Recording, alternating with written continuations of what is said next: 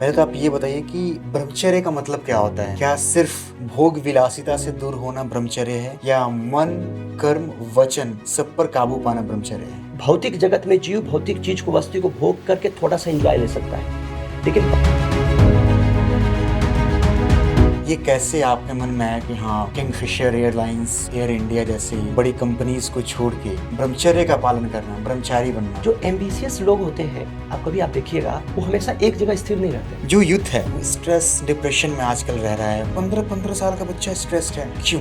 भारत को बर्बाद करने के लिए 500 साल मुगलों ने आक्रमण किया, पूरा संस्कृति को बर्बाद करने का प्रयास किया। वही चीज अंग्रेजों ने 2 साल के अंदर प्रयास किया, 200 साल। और सेम चीज 10 से 15 साल, अभी 1.5 डेकेड हुआ है। सोशल मीडिया ने भारत की संस्कृति को ऐसा बर्बाद किया। डिस्पाइट ऑफ सोशल मीडिया के बावजूद भी यूथ लोनली फील कर रहा है अपने आप को। मेजर फैक्टर ये भी है कि जो प्रेम शब्द है वो खत्म है। प्रेम होगा कहाँ? 2 जीवात्मा के बीच में एक्सचेंजेस होंगे तो प्रेम उस लॉनलीनेस को खत्म करता है। प्रश्न आता है प्रभु जी, प्रेम क्या है फिर? एक देखिए, लड़के को एक लड़की के साथ है, या एक लड़की को एक लड़के के साथ है, वो भी प्रेम है? वास्तविक इस कलयुग के अंदर तो प्रेम शब्द अगर लड़के और लड़की के बीच में, अगर आजकल हम जो ट्रेंड चल रहा है उसको हम देखें तो नहीं है, क्योंकि वहाँ पे जब ब्रेकअप होता है उससे निकलने में टेम्पल्स का क्या रोल होता है? बेसिकली क्या है, वहाँ पे एक बहुत इंपॉर्टेंट फैक्टर काम करता है, अटैचमेंट। वह बॉडली लेवल पे अटैच था, जो उसको ना प्लेजर मिल रहा था उसके बॉडी से, वो अब नहीं मिलेगा। सक्सेस मिलने के बाद भी लोगों के अंदर एक एम्प्टीनेस फील होती है। पहली चीज तो मैं ये जानना चाहूँगा, what is the definition of success? अगर हम कोई भी काम कर रहे हैं भगवान की सफलता, भगवान की प्रसन्नता के लिए कर रहे हैं। जो यूथ इसके पीछे लग्जरी के पीछे भागता है, उसके लिए फिर इससे क्या एक आप मैसेज देंगे? उसके लिए मैसेज यही देना चाहता हूँ कि जिस प्रकार सिचुएशन है, अगर ऐसा सिचुएशन रहेगा तो भारत में कॉलेज से ज़्यादा हॉस्पिटल खुलेंगे। हरे कृष्णा, मैं हूं अंकित। आज के इस खास पॉडकास्ट में हमारे साथ 2 बेहद इंस्पायरिंग पर्सनैलिटीज़ हैं, जिन्होंने कॉर्पोरेट सक्सेस से स्पिरिचुअल एक्सीलेंस तक का अद्भुत सफ़र तय किया है। हमारे साथ आदरणीय वीर चैतन्य प्रभु जी हैं, जो कि एक एरोनॉटिकल इंजीनियर हैं। एयरलाइंस और बैंकिंग सेक्टर्स में सफलता के बाद उन्होंने इस्कॉन द्वारका को चूज़ किया। इस्कॉन द्वारका में फुल टाइम ब्रह्मचारी के रूप में वो यूथ गाइडेंस और कृष्णा कॉन्शियसनेस फैला रहे हैं। जो हमारे दूसरे आदरणीय गेस्ट हैं, उनका नाम है कृष्ण करुणादास प्रभु जी, जो कि प्रीचर, सक्सेसफुल एंटरप्रेन्योर और पिछले 10 वर्षों से भक्ति योगा प्रैक्टिशनर हैं, जो बिजनेस विजडम और स्पिरिचुअल डेप्थ का अद्भुत संगम है। हरे कृष्ण प्रभु जी, सादर प्रणाम, स्वागत है आप दोनों का। बहुत बहुत धन्यवाद। मैं शुरू करूंगा, जैसे एक होता है गृहस्थ आश्रम और एक होता है ब्रह्मचर्य। जैसे आप ब्रह्मचर्य के पालन करते हैं, प्रभु जी गृहस्थ आश्रम का पालन करते हैं, ठीक है? तो जो मैं इस पॉडकास्ट की शुरुआत ही करूंगा इसी प्रश्न से कि क्या डिफरेंसेस होते हैं दोनों में, और ये दोनों क्यों ज़रूरी है? देखिए, सबसे पहले चीज़ क्या है कि भगवान ने बोले भगवद गीता में, चतुर्वर्ण मय सृष्टम गुना कर्म विभाग से, 4 वर्ण और आश्रम बनाया गया। किसके द्वारा? भगवान के द्वारा बनाया गया। ये भगवद गीता के श्लोक है। सेम जब श्रीमद् भागवतम में जाते वहाँ पे है, तो वहाँ पे आता है कि चतुर्वर्णमय सिस्टम, इसका काम क्या है, पर्पज क्या है? सम सिद्धि हरितोषण, कि मतलब भगवान के प्रसन्नता के लिए कार्य करने के लिए। तो एक्चुअली क्या है, ब्रह्मचारी गृहस्थ एक आश्रम है, जिसके थ्रू हम क्या करते हैं, भगवान की सेवा करते हैं। ब्रह्मचारी में क्या होता है कि हम पूर्ण रूपेण भगवान का सेवा करते हैं, वहाँ पे भी हम भगवान सेंटर रखते हैं। गृहस्थ आश्रम में क्या होता है, पति और पत्नी दोनों मिलकर भगवान का सेवा करते हैं। तो दोनों में डिफरेंस ही रहता है। बेहतर सेवक कौन हुआ फिर, नहीं, गृहस्थ वाले या ब्रह्मचर्य? एक्चुअली क्या है, करने वाले सबसे बड़ी, देखिए सबसे बड़ी चीज़ क्या होता है, इसका बहुत सब सुंदर स्टोरी आता है भगवान की लीला में, कि गोपियाँ भगवान की ज़्यादा सेवा की या फिर ग्वाल वाल की। इसका दूसरा सुंदर स्टोरी आता है कि रामायण में, कि हनुमान जी ने ज़्यादा सेवा किया, गिलहरी ने सेवा की। तो भगवान राम ने क्या किए कि जिसकी जितनी कैपेसिटी उतना सेवा कर रहा है। तो भगवान ने हर आश्रम को एक बनाया है, सिस्टम बनाया है, जिसके थ्रू क्या है, वो सेवा है। जैसे हमारे इस्कॉन में क्या है कि गृहस्थ आश्रम 2 चीज़ होता है, एक गृहस्थ होता है, गृहमेधी होता है। गृहस्थ आश्रम क्या होता है कि जो कि रूल्स रेगुलेशन के हिसाब से चलता है, जो धर्म के रूल्स रेगुलेशन है उसके हिसाब से चलता है। अच्छा। वो गृहस्थ होता है। गृहमेधी होता है, शादी तो किए लेकिन रूल्स रेगुलेशन को फॉलो नहीं कर रहे। Rules regulation like? Rules regulation जैसे है, फॉर एग्जाम्पल है कि पति पत्नी के बीच में कब संयोग करना है, इसका भी एक नियम है। ठीक है। लेकिन आज का जो समाज है, शादी करके भी इतना अनडिसिप्लिन है, जिसकी वजह से आज इतने प्रॉब्लम आ रहे हैं। एक नियम कानून है कि एक स्त्री पुरुष कब एक साथ हैं और क्यों आना चाहिए, पर्पज क्या है। आज देखिए पति पत्नी के बीच में इतना कॉन्फ्लिक्ट क्यों हो रहा है, क्योंकि अनरिस्पेक्टफुल सिचुएशन क्यों आके बढ़ा है, इसी वजह से। क्योंकि आदमी देख रहा, पति भी देख रहा है कि मेरे भोग के देख रहा है, पत्नी भी देख रही है मेरे भोग की दृष्टि से देख रहा है। इंजॉयमेंट मेंटालिटी, एक नहीं हो सोच रहा है कि मेरी जब पत्नी है तो उसको मेरे को किस तरह से देखना है, पति है तो किस तरह से देखना है। इसकी वजह से कॉन्फ्लिक्ट आ रहा है। लेकिन आज हमारे इस्कॉन में क्या है, जो श्रीला प्रभुपाद जी ने सिस्टम बनाया, एक गृहस्थ आश्रम क्या है, वो अपने पति पत्नी एक साथ मिलकर भगवान का सेवा कर रहे हैं। तो भी एक क्या है, ब्रह्मचारी के समान है वो भी। अच्छा, ठीक है। और ये ड्रेस कोड लाइक गृहस्थ आश्रम वाले सफ़ेद पहनते हैं और जो ब्रह्मचर्य का पालन करते हैं, जो ब्रह्मचारी होते हैं, वो सैफरन पहनते हैं।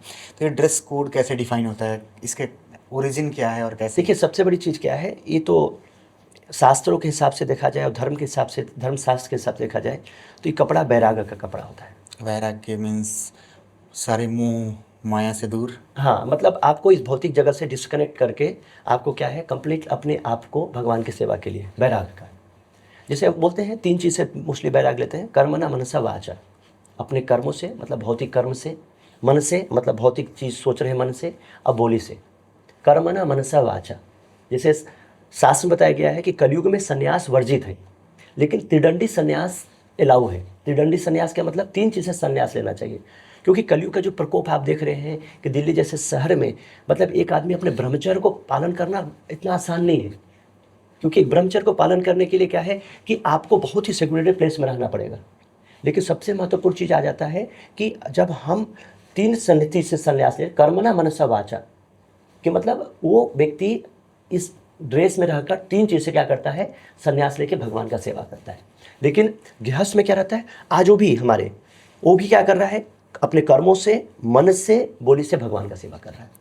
From aeronautical engineering to spiritual excellence, आपका सफ़र जो ये रहा, ये कैसे आपके मन में आया कि हाँ, किंगफिशर एयरलाइंस और एयर इंडिया जैसी बड़ी कंपनीज़ को छोड़ के इस्कॉन द्वारका में फुल टाइम ब्रह्मचर्य का पालन करना, ब्रह्मचारी बनना, ये आपने क्यों सोचा और इस पर फैमिली और फ्रेंड्स का क्या रिएक्शन था? देखिए आपका बहुत सुंदर प्रश्न है। ये प्रश्न मेरे से कई लोग पूछे, जब मैं ट्रेन में, मेट्रो में, फ़्लाइट में कहीं भी चलता हूँ और मेरा इस एज को देखते हैं और मेरे कपड़ों को देखते हैं तो बहुत एस्टॉनिश हो जाते हैं कि इस उम्र में ऐसा डिसीजन, मतलब हाउ इस, क्या आप लाइफ में घटा।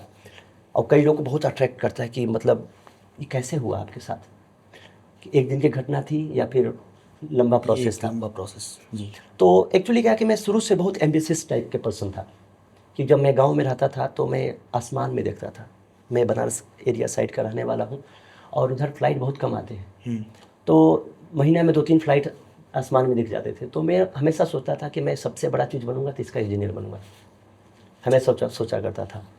और जब मैं बड़ा हुआ तो फिर पढ़ाई किया, पढ़ाई करने के बाद इंजीनियर बन गया। तो जो एम्बिशियस लोग होते हैं, आप कभी आप देखिएगा, वो हमेशा एक जगह स्थिर नहीं रहते। बिल्कुल, वो खोज में रहते हैं, तलाश में रहते हैं। कोई चीज़ मिलेगा उसके बड़े चीज़ प्राप्त करेंगे, बड़ी चीज़ से बड़े चीज़ के पीछे भागेंगे हमेशा। तो सबसे बड़ी, जैसे बिजनेसमैन को हमेशा एम्बिशियस होना चाहिए, तो उसी प्रकार से मेरे माइंड सेट था। और जब मैं एरोनॉटिकल इंजीनियर बना और पहली बार मैं एविएशन इंडस्ट्री में मेरे को जॉब मिला एयरलाइंस के अंदर में, तो मैं T3 के अंदर मेरे को नौकरी मिली थी, टर्मिनल 3 के अंदर में 2011 में। और जब मैं इतना खुश था, पूछिए मत, खुशी का कोई ठिकाना नहीं था। लेकिन क्या है कि जब वही लैपटॉप कहानी है ना, सॉफ्टवेयर गए, लैपटॉप किए, लॉगिन किए, सेम सॉफ्टवेयर पे काम कर रहे हैं, फिर अगले दिन लैपटॉप खोले, सेम सॉफ्टवेयर काम किए। जब आदमी एक ही चीज़ को काम करते करते करते करते करते करते ना फ्रस्ट्रेट हो जाता है। जैसे हमने एक गाड़ी को यूज करते करते करते करते करते फ्रस्ट्रेट हो जाते हैं, फिर हम क्या करते हैं, नया गाड़ी लेते हैं। हम एक घर में रहते रहते रहते रहते रहते फ्रस्ट्रेट हो जाते हैं, फिर नया घर लेते हैं। उसी प्रकार से मेरे को फ्रस्ट्रेशन होने लगा कि मैं जिस चीज़ को सोच रहा था कि मेरे को आनंद देगा, हैप्पीनेस देगा, वो मेरे को मिल नहीं रहा था।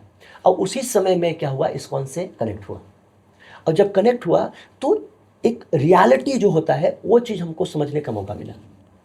और जब मैं इस चीज़ को समझ रहा था तो मैं अपनी भौतिक चीज़ को भी देख रहा था और स्पिरिचुअल चीज़ को देख रहा था। तो अब मेरे को जो एक्सपीरियंस मिला हैप्पीनेस का, वो मेरे को ज़्यादा इधर मिलने लगा।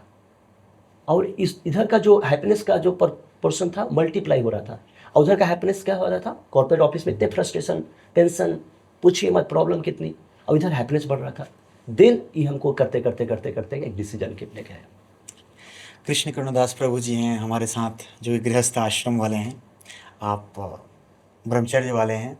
तो आपके मन में कभी ख्याल नहीं आया कि आप भी ब्रह्मचर्य का पालन करें, या तब तक आपकी शादी हो गई थी जब आप स्पिरिचुअलिटी से जुड़े, या फिर ऐसे कहें कि एक चमकती दमकती दुनिया से मटेरियल वर्ल्ड का मटेरियल सॉलिड्स और थिंग्स सेल करते करते आप प्रीचिंग के फील्ड में आ गए और इस्कॉन को ज्वाइन कर लिया। तो ये कैसे पॉसिबल हुआ, और फैमिली फ्रेंड्स का क्या रिएक्शन था इस पर?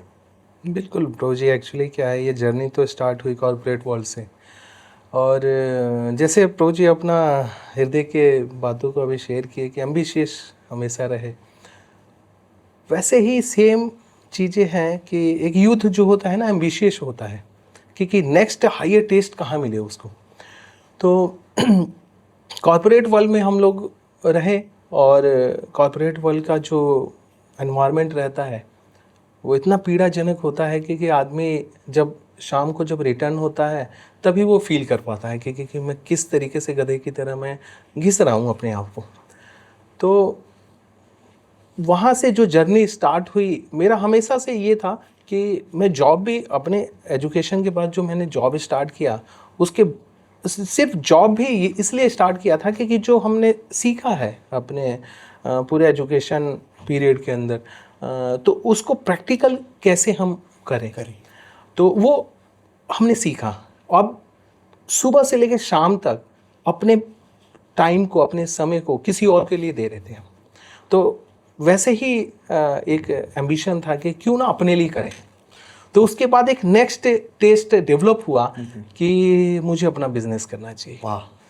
और उसके बाद मैंने लगभग 1.5 ईयर के बाद मैंने कॉर्पोरेट वर्ल्ड को छोड़ा और अपने बिजनेस के अंदर एंट्री किया। बिजनेस में भी बहुत अच्छा सक्सेस मिला, सफलताएं मिली, नाम हुआ, क्योंकि फैमिली में कोई बिजनेस किया नहीं था।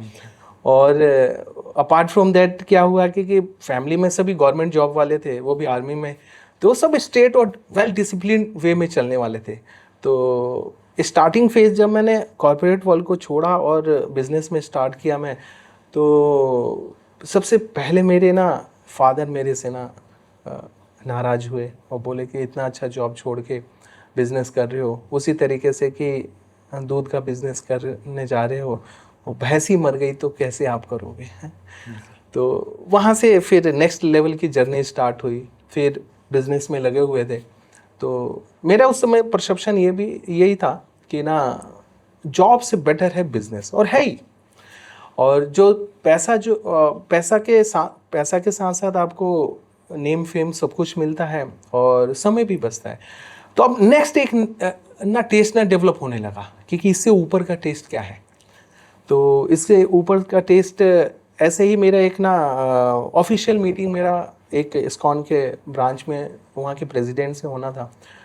तो बाय बर्थ हम ऐसी फैमिली से बिलोंग करते हैं जहाँ पर पूजा पाठ और ये सारी रिचुअल्स ना घर में हमने सिंस बर्थ देखा। तो वो कुछ समय के वजह से ना डिस्कनेक्ट हो गया था वो समय, परंतु जब मैं इस्कॉन के एक ब्रांच में विजिट किया, वहाँ के प्रेसिडेंट से मुलाकात हुई, तो 2-3 दिन का वो मीटिंग था। तो वहाँ पे मीटिंग से जब निकलता और एंट्री करता, उससे पहले पूरे टेम्पल का एनवायरनमेंट था मेरे सामने। यूथ जो सैफ्रॉन में, येलो ड्रेसेस में, वाइट में सब दिखते, भगवान की आरती चल रही थी, कीर्तन बहुत अट्रैक्ट किया, क्योंकि वो सब ना हम सिंस बर्थ ना रूटिंग हो चुके थे हमारे। तो जब एंड ऑफ द डे जब मेरा मीटिंग ख़त्म हुआ, तो वहाँ से निकलने के बाद मैंने किसी एक डिवोटी से सारा ना ये अपने हृदय की बात उनसे साझा की। तो उन्होंने फिर मेरे को थोड़ा सा और स्टेप अप कराया, आगे बढ़ाया। फिर वहाँ मीटिंग ओवर हो चुकी थी, लास्ट डे था। उसके बाद मेरा वहाँ पे विज़िट होना ख़त्म था, उसके बाद कोई विज़िट नहीं था मेरा। फिर मैं एक और एक मीटिंग के लिए मैं जा रहा था गुड़गांव। तो गुड़गांव जाते वक्त मैंने देखा इस्कॉन द्वारका द्वारका सेक्टर 13 में ना ओपन हुआ। आप दोनों इस्कॉन द्वारका से ही हाँ जी, जी। बिलोंग करते जी, हैं जी। फुल टाइम उसी में? जी। तो सेक्टर 13 में मैंने द्वारका जो इस्कॉन को देखा, दोपहर की राजभोग आरती हो रही थी उस समय, बहुत खुश हुआ मैं। और फिर राजभोग आरती इनफैक्ट मेरा जो मीटिंग था 1 बजे था और 12:30 ना राजभोग आरती स्टार्ट होती है। मैं 12:30 राजभोग आरती स्टार्ट की, वहाँ पे अटेंड किया, वहाँ पे डिवोटीज से मिला, वहाँ पे टेम्पल कमांडर से मुलाकात हुई और बहुत अच्छा लगा मेरे को। और बहुत अंदर से जो खुशी है ना वो महसूस हुई, क्योंकि रियल जो हैप्पीनेस जिसको हम बोलते हैं। तो वहाँ से एक नेक्स्ट लेवल की जर्नी स्टार्ट हुई, एसोसिएशन स्टार्ट हुआ डिवोटी से। ऐसे करते करते करते फिर मेरे को लगा कि अब जो रेस्ट ऑफ द लाइफ है एक नेक्स्ट लेवल ऑफ ना पर्पस के लिए हमें देना चाहिए। तो वहाँ से फिर मैं कुछ समय के बाद फुल टाइम मैंने भी इस्कॉन द्वारका में मैंने ज्वाइन किया। ये है। तो क्या आपको लगता है, ये प्रश्न आप दोनों के लिए है, ठीक है, कि पैसा और स्पिरिचुअलिटी एक साथ चल सकते हैं? बिल्कुल प्रभु जी, पैसा और स्पिरिचुअलिटी एक साथ चल सकता है अगर सही डायरेक्शन में अगर यूज़ किया जाए। वो डायरेक्शन क्या हो? तो भगवत गीता के अंदर एक श्लोक है, भोक्ताराम यज्ञ तपस्या सर्वलोके महेश्वरम। सभी चीज़ के ना जो भोग करने वाले हैं भगवान कृष्ण हैं। अगर सभी संसाधन को भगवान की सेवा के अंदर लगा दिया जाए तो दोनों एक साथ चल सकता है। तो अगर पैसा अर्निंग हमने किया, जैसे फॉर एग्जांपल मैंने बिजनेस का नाम लिया मैंने, क्योंकि बेटर है जॉब से बेटर है बिजनेस। बिजनेस से पैसा अर्न किया खूब, और उस पैसे को भगवान की डिफरेंट डिफरेंट सेवाओं में, अलग अलग सेवाओं के अंदर हमें लगाना चाहिए। अलग अलग सेवाओं का मतलब जैसे कि अगर एक परसेप्शन समाज के अंदर क्रिएट है कि मंदिर में सारा पैसा दे देना। एक मंदिर में भी पैसा हमें देना चाहिए, क्योंकि ना मंदिर बहुत सारे ना प्रोजेक्ट्स पे काम करता है, तो उनके उस प्रोजेक्ट्स को आगे बढ़ाने के लिए हमें ज़रूर देना चाहिए, क्योंकि ये समाज हमारा है और समाज के बारे में हम ही सोचेंगे, कोई और नहीं सोचेगा। उसके अपार्ट फ्रॉम दैट हम अपने घर के डेवलपमेंट में भी हम पैसा लगा सकते हैं, फैमिली के डेवलपमेंट में भी वो पैसा लगा सकते हैं। और किस डायरेक्शन में, ताकि उसके चेतना का विकास हो, चेतना का, कॉन्शियसनेस का विकास हो। तो हाँ, पैसा और स्पिरिचुअलिटी एक साथ चल सकता है अगर पैसे को सही डायरेक्शन में उसका प्रयोग किया जाए। और सही डायरेक्शन है भगवान की अलग अलग सेवाओं में उसको प्रयोग करना। आपको क्या लगता है कि पहले का एमएनसी वाला लाइफ इससे बेहतर था जो अभी का लाइफ है? देखिए, सबसे बड़ी चीज़ क्या है कि आप सही बोल रहे हैं, लेकिन जब मैं कॉर्पोरेट में था तो कॉर्पोरेट में मेरा सपना था कि मैं विदेश जाऊं। अच्छा। और मैं एरोनॉटिकल इंजीनियर इसलिए किया था कि मैं विदेश में जाके पैसा कमाऊं और लग्जरी लाइफ जीऊं। मेरे कुछ दोस्त सक्सेस हुए और आज बहुत बड़े बड़े एयरलाइंस में हैं और बहुत अच्छा पैकेज है। और जब मैं ट्रांजिट फेज़ में था, ट्रांजिट फेज़ मतलब क्या था कि मैं इंडिया में मेरे को जॉब लगी और मेरे को उतना सक्सेस नहीं मिल रहा था। मतलब इंडिया में अच्छी जो नौकरी थी, लेकिन विदेश नहीं जा पा रहा था। तो मैं सोचा कि मैं विदेश क्यों नहीं जा रहा हूँ, मेरे दोस्त चले गए। तो भगवान का प्लान देखा कि मेरे को भगवान इस जगह में रखना चाहते हैं। लेकिन आज जब मैं इस चीज़ को देखता हूँ, अनुभव करता हूँ, तो एक चीज़ को मैं हमेशा कैलकुलेट किया कि अल्टीमेटली कोई इंसान कोई भी काम करता है खुशी के लिए काम करता है, बिल्कुल। हैप्पीनेस के लिए। हैप्पीनेस। लेकिन आज मेरे को जो हैप्पीनेस मिलता है, मैं इस्कॉन में रह के 16 से 17 घंटा सेवा करता हूँ और मैं एक सेकेंड भी अपने आप को ऐसा महसूस नहीं करता हूँ मैं थक गया हूँ। आप कभी मेरा पर्सनल लाइफ कभी आपको दिखाऊंगा कि मैं सुबह 3:30 बजे के आसपास उठते हैं, 3-3:30 बजे। उसके बाद अपनी स्पिरिचुअल प्रैक्टिस करना और फिर 9 बजे से रात को 9 बजे तक सेवा करना कंटिन्यूअस। लेकिन सबसे महत्वपूर्ण क्या है कि इतना सेटिस्फेक्शन मिलता है, कि इतना आनंद मिलता है कि हमें ये पता ही नहीं चलता है कि हम हार्ड वर्क कर रहे हैं। जैसे हनुमान जी प्रभु राम के लिए सेवा करने के, बहुत बड़ा सेवा, लेकिन हनुमान जी को कभी थकावट नहीं मिला। हमारे श्रीला प्रभुपाद जी 70 साल की उम्र में प्रचार किए, लेकिन कभी थके नहीं, 70 साल की उम्र। तो सबसे बड़ी चीज़ कि आज मैं देखता हूँ कि जो लोग 6 घंटा 7 घंटा काम करने के बाद थक जाते हैं, फ्रस्ट्रेट हो जाते हैं, पैसा कमा रहे हैं, खूब इंजॉय करके भी थक जाते हैं। तो आपके कहने का मतलब है कि एमएनसी से बेहतर अभी आप जिस फेज़ में हैं ये है? एक्चुअली आज जितने भी कॉर्पोरेट सेक्टर में हैं, रियलिटी है, अगर इस चीज़ को अनुभव कर रहे होंगे या देख भी रहे होंगे वीडियो को, तो कितना भी पैसा कमा ले, पैसा कभी सेटिस्फेक्शन नहीं दे सकता। वस्तु कोई खुशी नहीं दे सकती, रियलिटी है। और आज मैं जो काम कर रहा हूँ मेरे को अंदर सेटिस्फेक्शन मिलता है। एक डर क्या था ब्रह्मचर्य का जब आपने पालन किया, जब आप ब्रह्मचारी बने, उससे जस्ट पहले का 10 दिन, 1 महीना पहले, 2 महीने पहले का मैं ब्रह्मचारी बनूंगा, वो डर था? था तो कौन सा डर था? सबसे बड़ी चीज़ था कि मैं जिस फैमिली से बिलोंग करता हूँ तो उस फैमिली में ऐसे तक कोई डिसीजन नहीं लिया था। और मेरे फादर बहुत थोड़ा गुस्से टाइप के इंसान थे। और मेरे तो, मैं बात करूँ, मेरे भैया जो तो ऐसे थे कि हम क्षत्रिय फैमिली से आते हैं, अगर मोच भी आप नहीं रखे तो उसमें ये हो जाता है कि तुम समाज में कैसे तुम हो। लेकिन ऐसे परिवार में हमें एक ऐसा डिसीजन लेने जा रहा था, तो एक परिवार का फैक्टर था, फियर फैक्टर था। और दूसरा था कि हम क्योंकि लाखों रुपया कमा रहे थे और एक तरफ फैमिली को कैसे सर्वाइव करेंगे। लेकिन जब मैं इस चीज़ को जब डिसीजन ले रहा था तो पूर्ण रूपे ना भगवान पे शरणागत होकर लिया। और सबसे बड़ी चीज़ क्या हुआ कि मैं अपने आप को, मैं शिला प्रभुपाद जी को देखा कि जब शिला प्रभुपाद जी जब वेस्ट में गए तो उनके पास केवल 40 रुपये थी, और 40 रुपये से आज करोड़ों अरबों का एक प्रकार से एम्पायर खड़ा कर लिए केवल भगवान के भरोसे। तो आज अगर मैं भगवान के भरोसे अपनी लाइफ चलाता हूँ तो हमें अगर भगवान हेल्प करने आ गए तो कोई ऐसा चीज़ नहीं है जो ख़त्म कर सकता है। बिल्कुल। तो ये चीज़ हमें जो डर था ये काफ़ी हमें भगवान के प्रति हमें शरणागत लेके गया। आज का जो यूथ है उसको आप अपने इस ब्रह्मचर्य का जो पालन करते हैं, इससे क्या एक मैसेज देंगे? पहले तो आप ये बताइए कि ब्रह्मचर्य का मतलब क्या होता है? क्या सिर्फ भोग विलासिता से दूर होना ब्रह्मचर्य है, या मन, कर्म, वचन सब पर काबू पाना ब्रह्मचर्य है? देखिए, ब्रह्मचर्य का मतलब है कि ब्रह्मचर्यते ब्रह्मचर्य, मतलब जो हमेशा ब्रह्म के लेवल पे कार्य करता है। ब्रह्म क्या है? भगवान को परम ब्रह्म बोला गया है। अर्जुन बोले भगवद गीता में, परम ब्रह्म परम धाम, आप ही परम ब्रह्म है। भौतिक जगत में जीव भौतिक चीज को, वस्तु को भोग करके थोड़ा सा एंजॉय ले सकता है, लेकिन परम आनंद की अनुभूति कब होगा? जब परम ब्रह्म की सेवा करेगा। तो ब्रह्मचर्य के मतलब क्या है कि एक जीव हमेशा भगवान परम ब्रह्म के बारे में सोचता रहता है, उनके लिए कार्य करता है। जब उनके लिए कार्य करेगा तो भोग तो होगा ही नहीं। तो ये ब्रह्मचर्य जीवन कोई सफेद कपड़ा में रहकर भी कर सकता है, लेकिन कपड़ा इसलिए दिया जाता है कि अपनी प्रोटेक्शन के लिए, कि आप एक क्या हो, लाल कपड़ा पहने हो, आपको क्या है, भोग विलास से दूर रहना है, एक प्रोटेक्शन कवच मिलता है, हमें इस तरह से करना है, इस तरह से प्रैक्टिस करना है। तो इस तरह से हम प्रैक्टिस करते करते करते करते करते क्या है, आगे बढ़ते हैं। बिल्कुल। बहुत धन्यवाद। अब हम जो हुए आप दोनों से एक पर्सनल लाइफ के बारे में तो जान लिए हम, ठीक है। अब आज का जो विशेष टॉपिक था हमारा वो था स्ट्रेस, सक्सेस, स्पिरिचुअलिटी। इस पर हम बात करेंगे। जो यूथ है वो स्ट्रेस, डिप्रेशन में आजकल रह रहा है। फ़ोन, मोबाइल का एडिक्शन है। मैं भी जब रील स्क्रॉल करता हूँ, आधे घंटे तक रील स्क्रॉल करते रह जाता हूँ।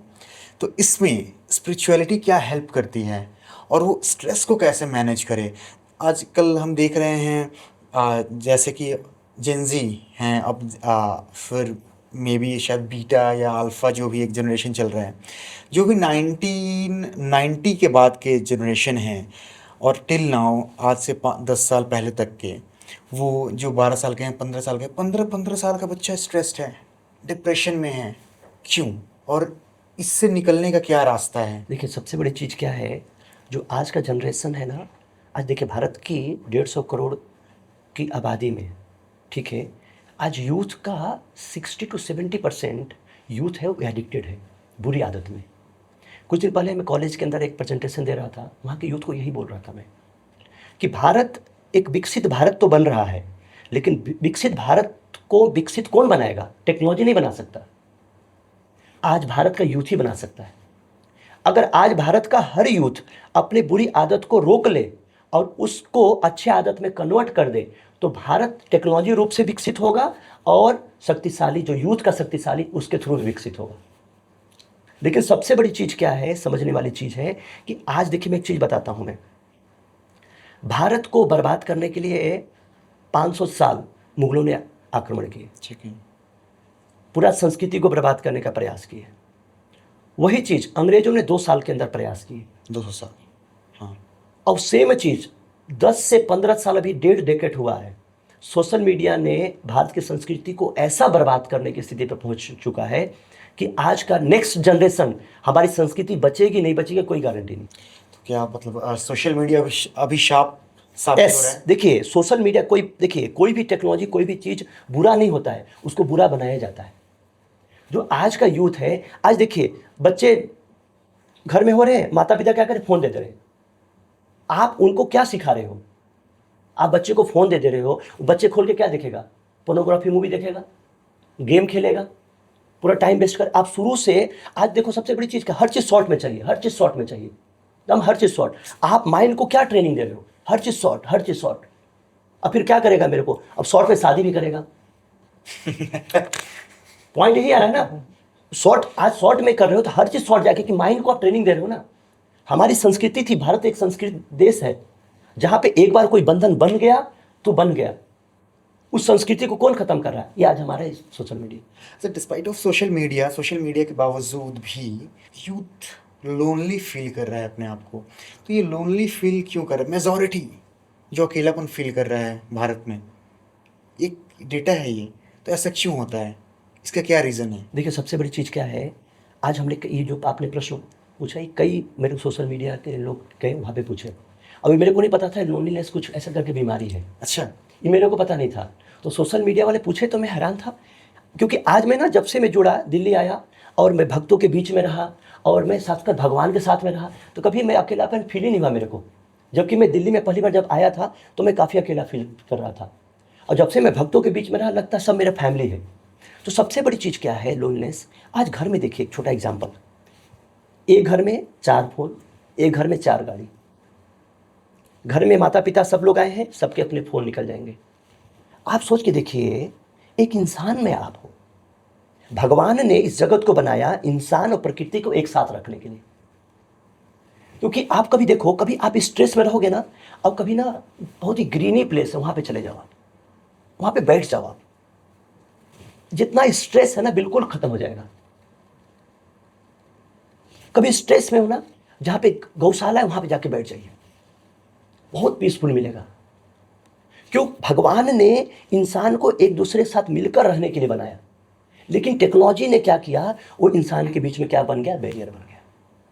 वो सोच रहा है कि मैं इसके साथ रह के क्या कर सकता हूँ, तुम्हें खुश दे सकता हूँ, हैप्पीनेस दे सकता हूँ, पीसफुल दे सकता हूँ, लेकिन क्या है, कितना दे सकता है, एक लिमिट तक ना।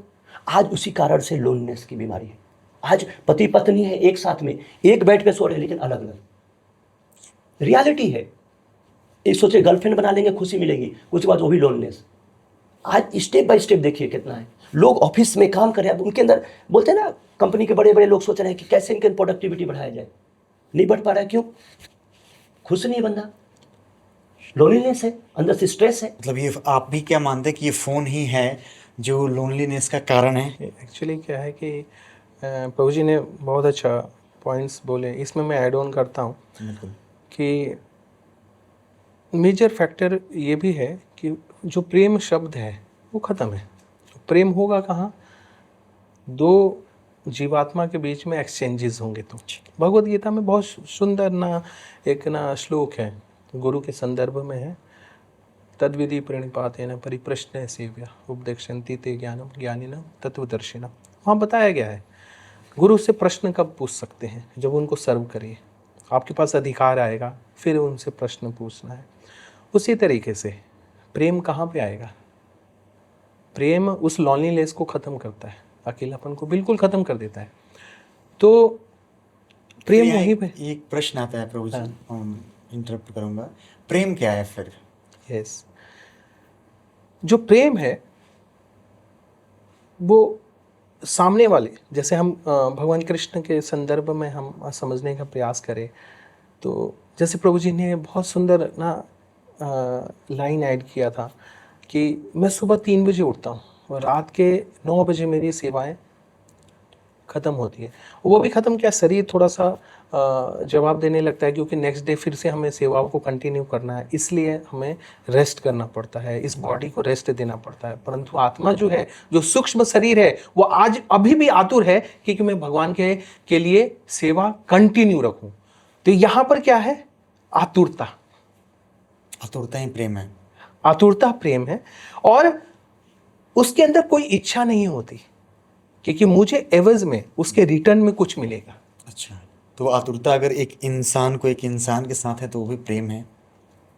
एक देखिए, लड़के को एक लड़की के साथ है या एक लड़की को एक लड़के के साथ है, वो भी प्रेम है। वास्तविक इस कलयुग के अंदर तो प्रेम शब्द अगर लड़के और लड़की के बीच में, अगर आजकल हम जो ट्रेंड चल रहा है उसको हम देखें तो नहीं है, क्योंकि वहाँ पे तो कामुकता है, काम वासना है, जो एक प्रेमी प्रेमिका के प्रति या प्रेमिका प्रेमी के प्रति आकर्षित हो रही है।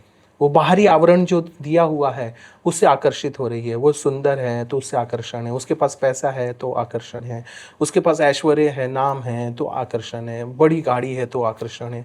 इसलिए वहाँ प्रेम नहीं है। छोटा सा उदाहरण उसको अगर टेस्ट करना है तो वो सारे पोस्ट पोजीशन उससे हटा दिया जाए और फिर उस लड़की या लड़के को बोला जाए कि तुम प्रेम करो, तो शायद उसके हृदय के अंदर जो वो प्रेम उससे पहले था वो प्रदर्शित नहीं हो पाएगा, वो एक्सचेंज नहीं कर पाएगा। इसीलिए कहते हैं गरीब को प्रेम नहीं होता, गरीब को प्रेम नहीं मिलता, प्यार नहीं मिलता। क्या यही कारण है जो आप बता रहे हैं? गरीब को देखिए प्यार नहीं मिलता। वास्तविक में तो प्रेम जो शब्द जो रिजर्व है भगवान के लिए, और इस प्रेम को ना इस सेवा के माध्यम से भगवान के प्रति हमें ना हम डेवलप करते हैं। और इस संसार में कुछ भी घटित होता है तो भगवान ही कारण होते हैं। जैसे ब्रह्म संहिता बहुत सुंदर एक ना आपका ग्रंथ है जिसमें ब्रह्मा जी भगवान का गुणगान कर रहे हैं। उसमें पहले ही शब्द श्लोक है, ईश्वर परम कृष्ण सच्चिदानंद विग्रह अनादिरादिर गोविंद सर्व कारण कारण। यहाँ पे ब्रह्मा जी इस शब्दों के गुणगान से ना भगवान के प्रति ना प्रेम ना अर्पित कर रहे हैं। तो सेवा जो सेवा है, सेवा के माध्यम से ही हम ना किसी के प्रति ना प्रेम को ना प्रकट कर सकते हैं। स्ट्रेस, एंजाइटी, डिप्रेशन और लोनलीनेस से निकलने में स्पिरिचुअलिटी क्या मदद करता है? इस्कॉन, एक टेम्पल क्या अपना रोल निभाता है? देखिए सबसे बड़ी चीज़ क्या है, जब श्रीला प्रभुपाद जी जब वेस्ट में गए, देखिए भाई स्ट्रेस तो एक लेवल की आज प्रॉब्लम है। हमारे इस्कॉन के प्रोसेस इतना स्ट्रॉन्ग है जो स्ट्रेस, एग्जाइटी, डिप्रेशन से भी नीचे चले गए। उससे नीचे क्या होता है? उससे नीचे के मतलब सब कुछ घर द्वार छोड़ दिए हैं। Hippie movement 2nd world war के टाइम पे 1950 के दौरान जब हिप्पी मूवमेंट चला था, और उस समय बाउरी स्ट्रीट पे सब जितने भी अमेरिकन थे सिविलाइजेशन लोग, लड़का लड़की रोड पे आ गए थे और क्या लेते थे? LSD, ड्रग्स सब लेते थे। और सोच के देखिए कंप्लीटली खत्म, ह्यूमन सिविलाइजेशन खत्म की स्थिति थी। श्रीला प्रभुपाद जी उस समय 1965 के दौरान वहाँ पे जाते हैं और ऐसे लोगों के बीच में ये आंदोलन स्टार्ट करते हैं, जो कि अमेरिकन गवर्नमेंट ने करोड़ों मिलियंस का इन्वेस्टमेंट किया उनको सही करने के लिए, नहीं सही कर पाए। श्रीला प्रभुपाद जी जाते हैं और केवल हरे कृष्ण महामंत्र का कीर्तन करते हैं बस। इस हरे कृष्ण महामंत्र के कीर्तन करने से क्या हुआ कि उनके अंदर में जो भी नेगेटिविटी थी वो धीरे धीरे खत्म होना चालू हुआ। और आज ऐसे लोग जो हिप्पी थे, आज हमारे इस्कॉन के बड़े बड़े महाराज हैं जो समाज को क्या उपदेश दे रहे हैं, ये रोल निभाते ये रोल निभा रहे। जैसे आप जानते हैं वाल्मीकि जी, वाह। वाल्मीकि जी क्या थे, लेकिन नारद मुनि की कृपा से क्या बन गए। तो वही हमारे श्रीला प्रभुपाद जी ने इस आंदोलन में एक बताए कि स्ट्रेस, लोनलीनेस, ये सब तो बहुत छोटी सी बीमारी है, उससे बड़ी बीमारी को खत्म किया इस हरे कृष्ण महामंत्र से। एक्चुअली कि साउंड वाइब्रेशन क्या है, स्ट्रेस, एग्जाइटी, डिप्रेशन क्या है, ये हमारे माइंड के अंदर एक भावनाएं है और वो क्या धीरे धीरे डीप जोन में चले जाता है इंसान, उसी को सोचता रहता है, उसी को सोचता रहता है। तो सटल चीज को सटल काटता है। सटल कैसे करेगा? जो हरे कृष्ण महामंत्र है ये क्या सटल साउंड वाइब्रेशन। इस साउंड वाइब्रेशन जब आप सुनता है इंसान तो माइंड के अंदर जो भी एग्जाइटी, डिप्रेशन, टेंशन वाली भावना है ना, धीरे धीरे खत्म होना चालू होता है। और उसको क्या लगता है, जैसे मान लीजिए सर के ऊपर बहुत सारा चीज रख दिए तो भारी लगेगा, अब क्या धीरे धीरे हटाएंगे उसको बहुत रिलैक्स मिलेगा।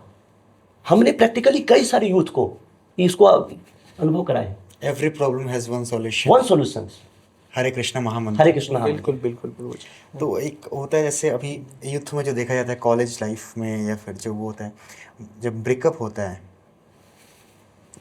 उससे निकलने में ये जो टेम्पल्स का क्या रोल होता है और स्पिरिचुअलिटी क्या अपना रोल निभाती है? देखिए मैं इसका बहुत, क्योंकि वो एक अभी हमने प्रेम पर जिक्र किया, वो जो जुड़ाव होता है, अटैचमेंट होता है, क्योंकि गोपियाँ भी रोई थी जब श्री कृष्ण चले गए थे, और आप दोनों श्री कृष्ण चेतना का प्रचार प्रसार करते हैं, तो उस समय का वो वियोग का दर्द, उसमें क्या रोल होता है स्पिरिचुअल उसका, वैदिक ज्ञान का और टेम्पल का? देखिए सबसे बड़ी चीज़ क्या है, गोपियाँ भगवान के लिए रोई, लेकिन भगवान नहीं आए तब पर भी गोपियाँ भगवान से प्रेम की।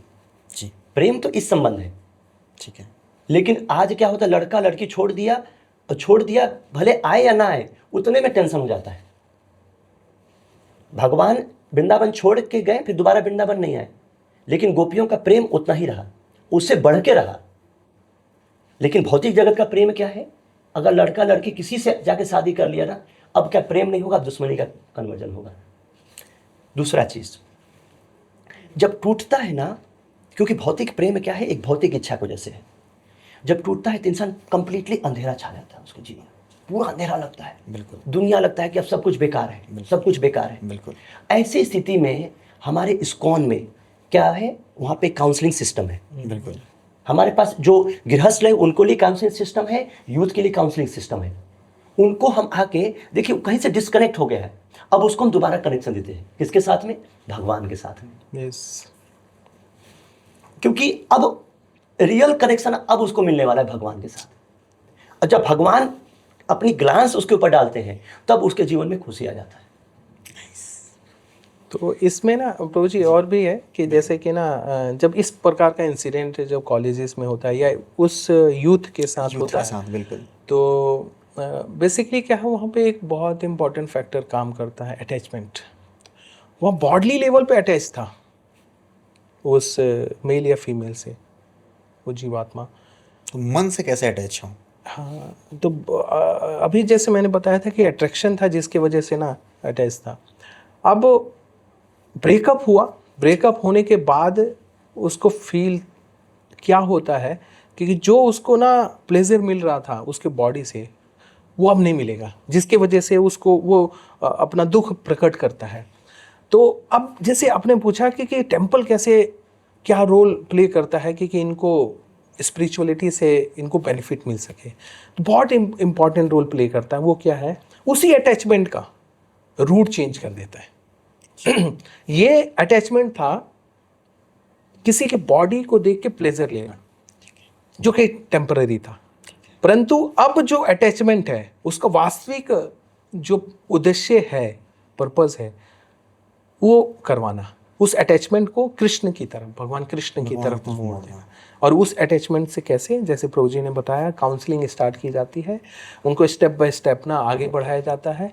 काउंसलिंग के साथ साथ उनको कुछ प्रिस्क्रिप्शन, जैसे डॉक्टर प्रिस्क्राइब करते हैं मेडिसिन्स, वैसे उनके शटल लेवल पे ना प्रिस्क्रिप्शन दिया जाता है, और ग्रेजुअली उनको 6 महीने, साल भर के अंदर इस लेवल पे लेके आ जाया जाता है, ताकि उसको प्लेजर, अल्टीमेट प्लेजर मिलेगा तो भगवान की सेवाओं में ही, भगवान के दर्शन से ही, भगवान के कीर्तन से ही, भगवान के भक्तों के एसोसिएशन से ही। तो वो जो एसोसिएशन कहीं और दे रहा था या ले रहा था, वो टेम्परेरी था, जिससे उसको लेटर ऑन क्या मिला, दुख मिला।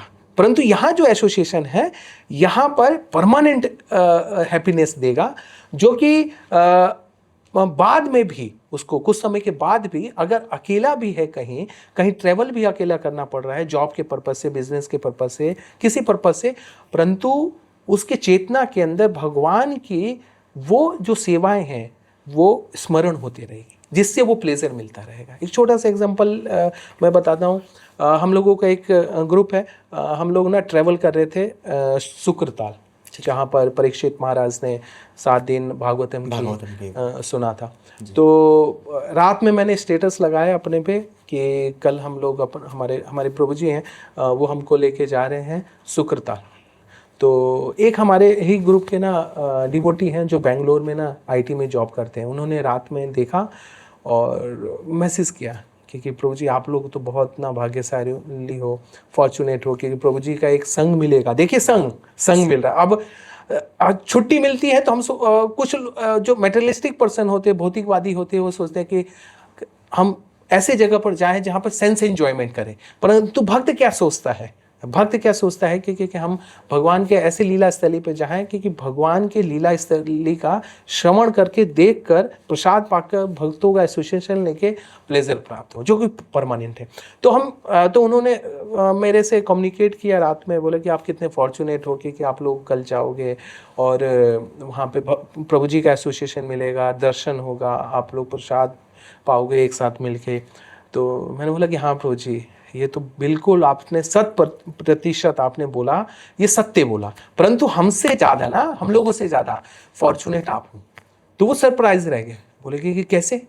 बोले प्रभु जी हम तो जाएंगे यहाँ से, मस्ती करते हुए जाएंगे और मस्ती करते हुए आ जाएंगे, परंतु आप अभी से ना उसी चेतना के अंदर आ गए हैं और कंटिन्यूसली आप सोच रहे हैं कि भक्त लोग जाएंगे, वहाँ दर्शन करेंगे, वहाँ कथा सुनेंगे, वहाँ स्नान गंगा जी में करेंगे और भक्तों का एसोसिएशन मिलेगा और फिर वापस आएंगे।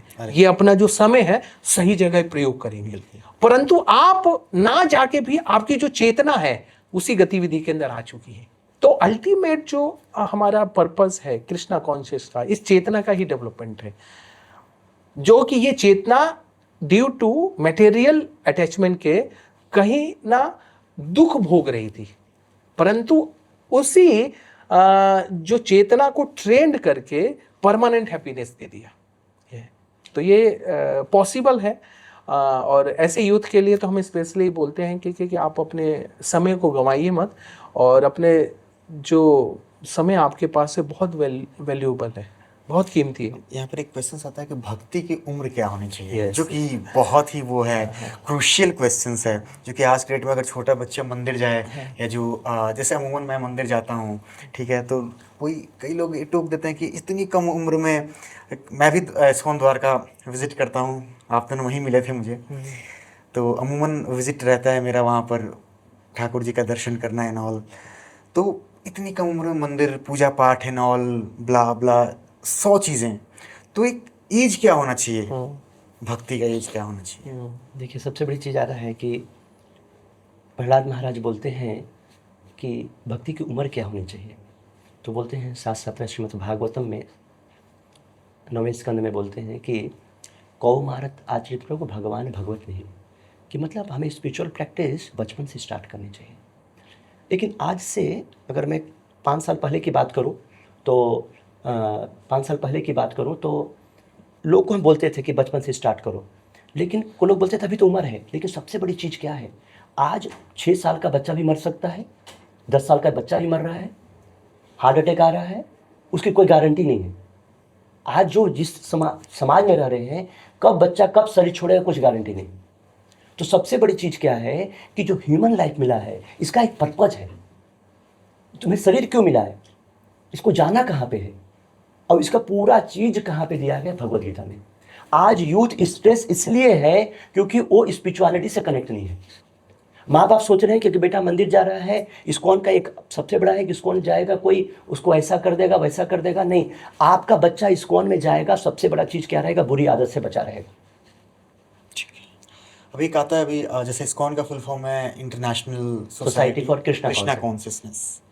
कृष्णा कॉन्शियसनेस क्या है? तो पहले समझे कॉन्शियसनेस क्या होता है। जैसे हम कॉर्पोरेट में काम कर रहे हैं तो हमारा कॉन्शियसनेस कैसा है, पूरा नौकरी जैसा है, ठीक है। घर पे गए, घर जैसा हुआ, ठीक है।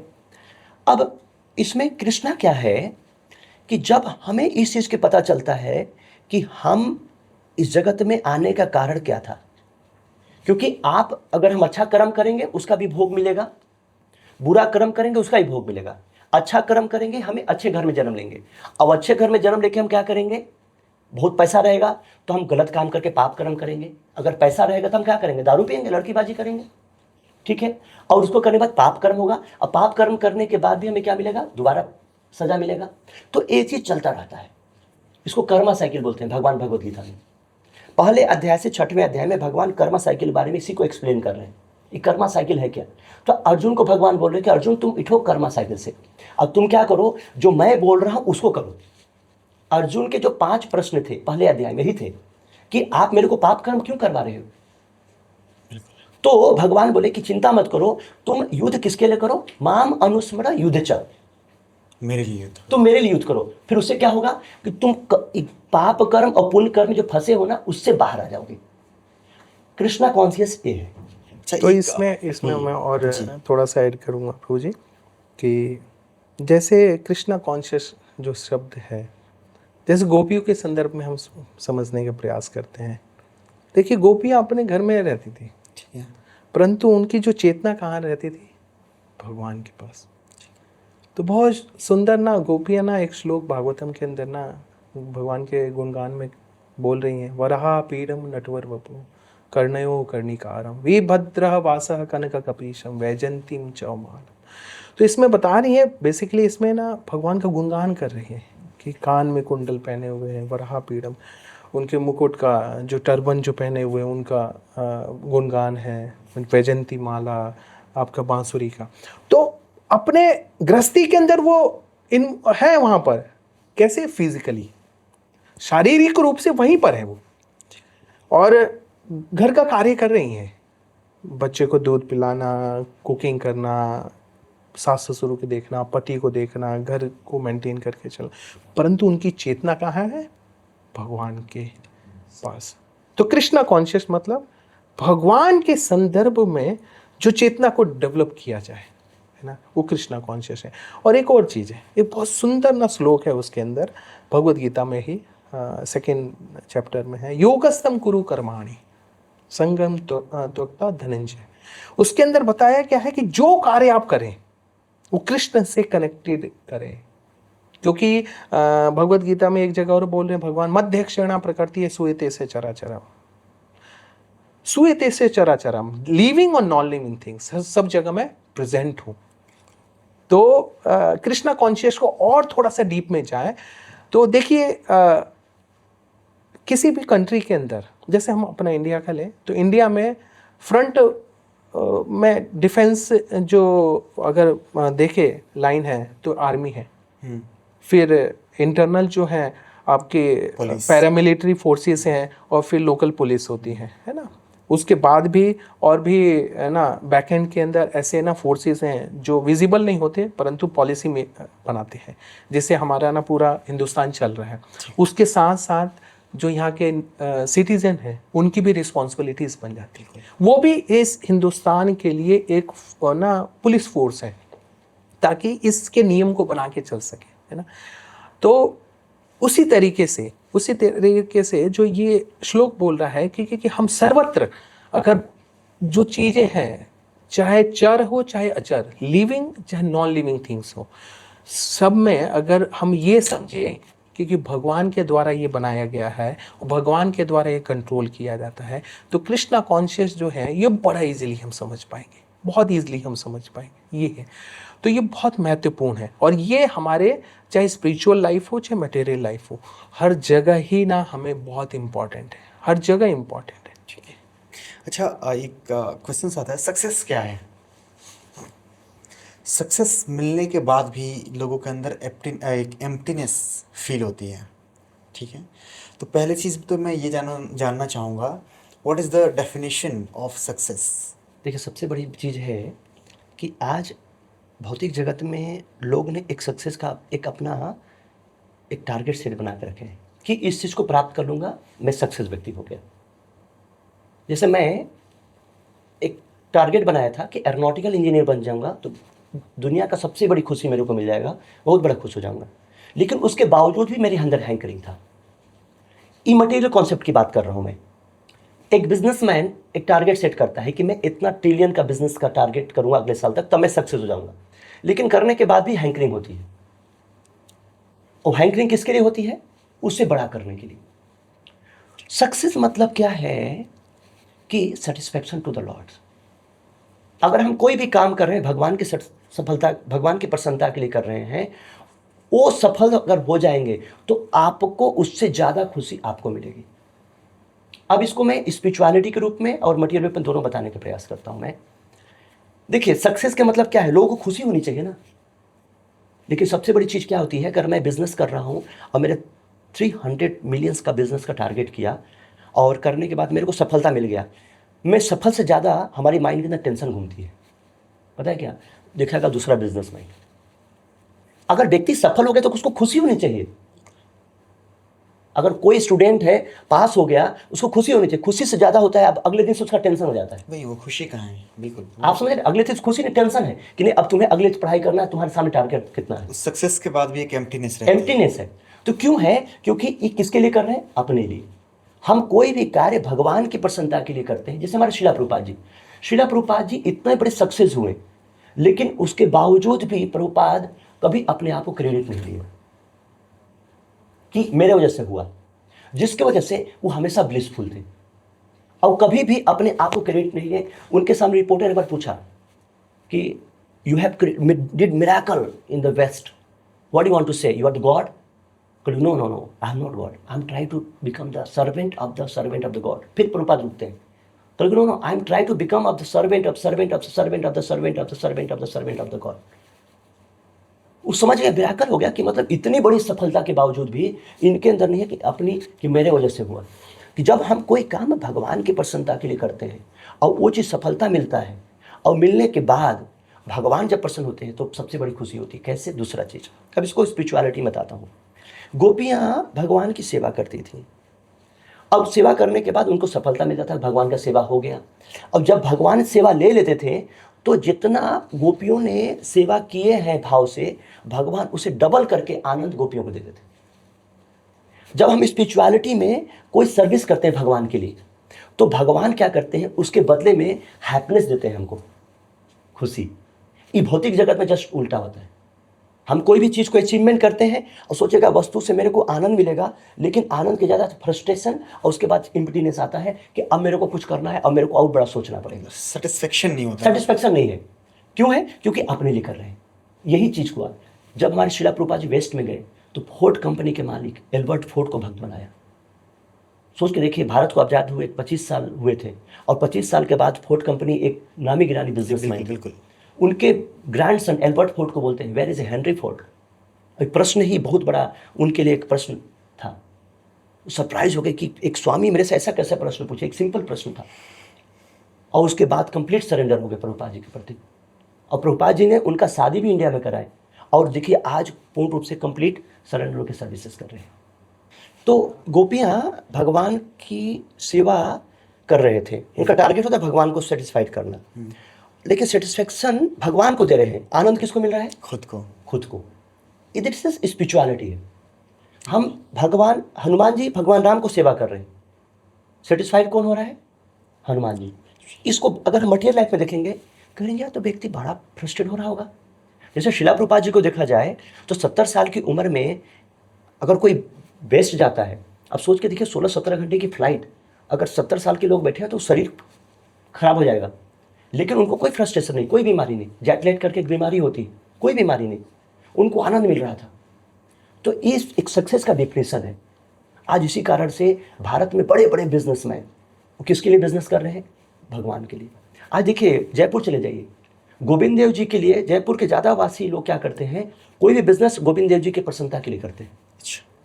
आज सुबह सुबह चले जाइए 4 बजे 4:30 बजे मंगला आरती होता है। जितने भी मैक्सिमम जो बिजनेसमैन हैं जयपुर के, पहले गोविंद देव जी को जाएंगे, पर चढ़ाएंगे, उनके बाद फिर अपना बिजनेस स्टार्ट करते हैं। अरे वाह। हाँ, ऐसे एक कोट भी है सुकरात का कि contentment is real wealth, luxury is artificial poverty. So like both are relatable.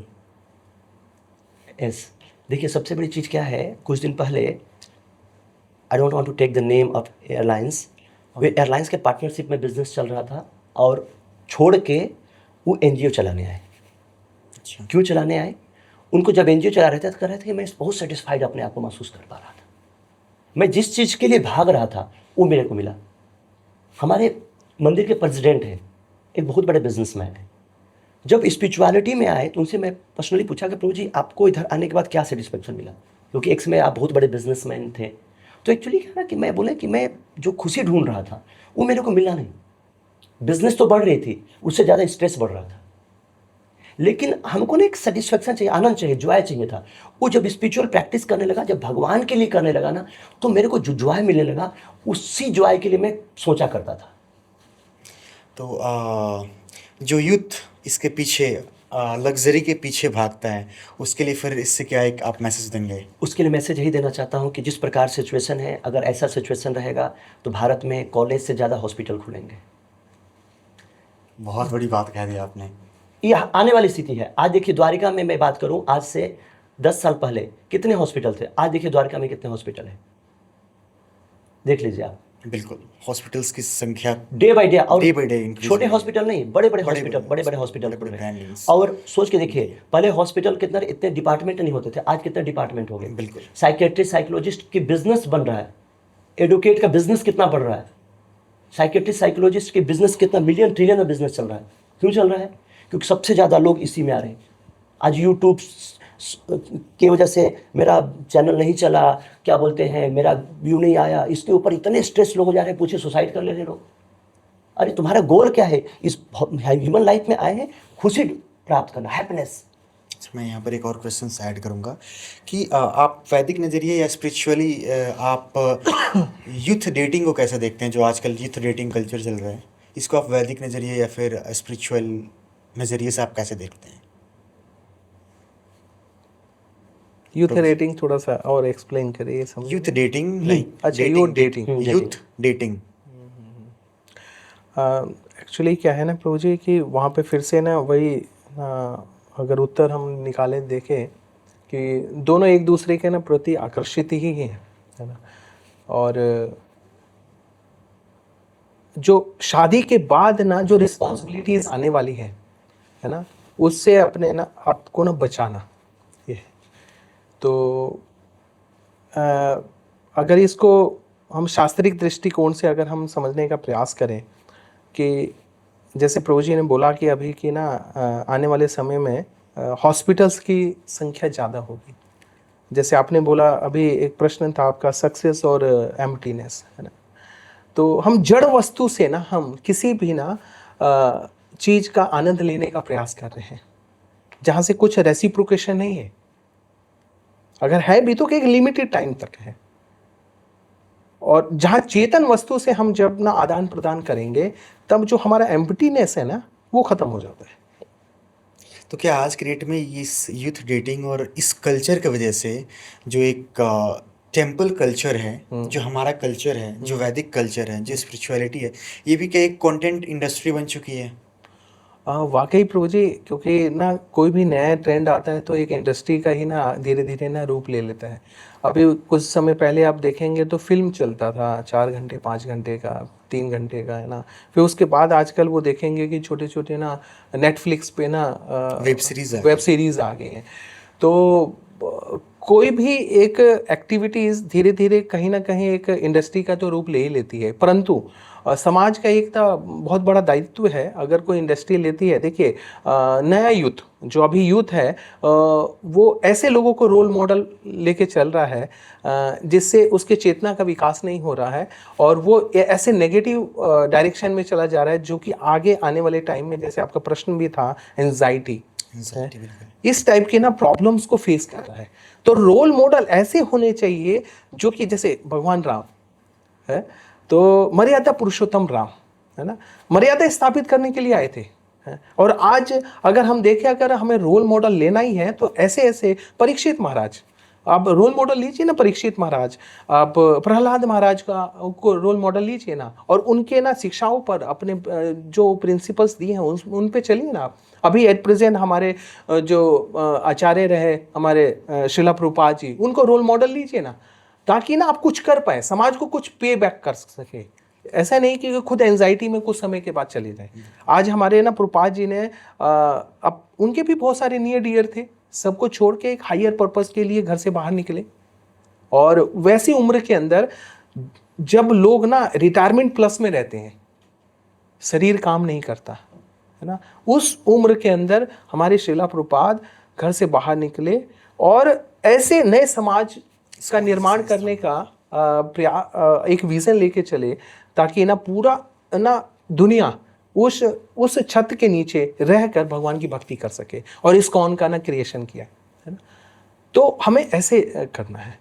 जो ये युद्ध है लस्ट और लव को कैसे डिफाइन करें? हाँ, देखिए सबसे बड़ी चीज़ क्या है, एक लस्ट और लव सबसे बड़ी चीज़ है। जैसे डेटिंग वाले पे बात पे आया, थोड़ा सा प्रोजेक्ट के साथ थोड़ा ऐड करता हूँ मैं कि आज डेटिंग के कल्चर की वजह से जो मैरिज है, आज का जैन जी शादी से बहुत डरा हुआ है। बिल्कुल। उसका सबसे बड़ा कारण क्या है कि शादी से पहले लड़की से मुलाकात। ठीक है।